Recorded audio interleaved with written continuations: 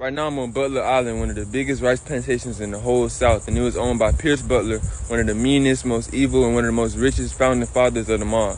Born in Ireland in 1744, he was a part of the war between the states and England. He was a senator. He also was part of the constitutional conventions. He was one of the people who felt like, even though black people were enslaved and he was a big proponent of slavery, he felt like we should still be part of the census so that the South could have more voting power.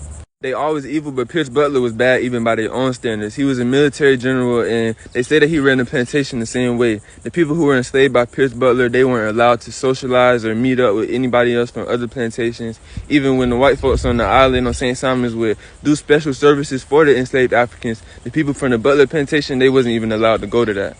When Pierce died, he didn't have no sons, and women, they never had no rights in this country, so the land went down to his two grandsons. They was living in Philadelphia, but in 1830s, one of the grandsons, Pierce, who was actually named after his grandfather, of course, he married an actress from England, and he thought bringing her down here to the Sea Islands would make her more sensible about slavery and more open to it, but she came down here and she hated it. She even wrote a whole book about it. Let me know in the comments if you know what book that is. But then Pierce, he had some gambling problems. He ended up getting a lot of debt, and then something happened called the Weeping Times. The Weeping Time was March 2nd and March 3rd of 1859.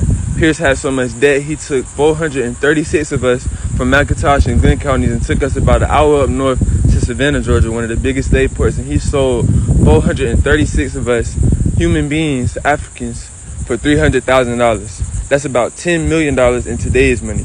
Make sure you subscribe to me at The Community Teacher on YouTube, TikTok, Instagram, Facebook, everything for more Black history, and tap in with me if you ever come down here.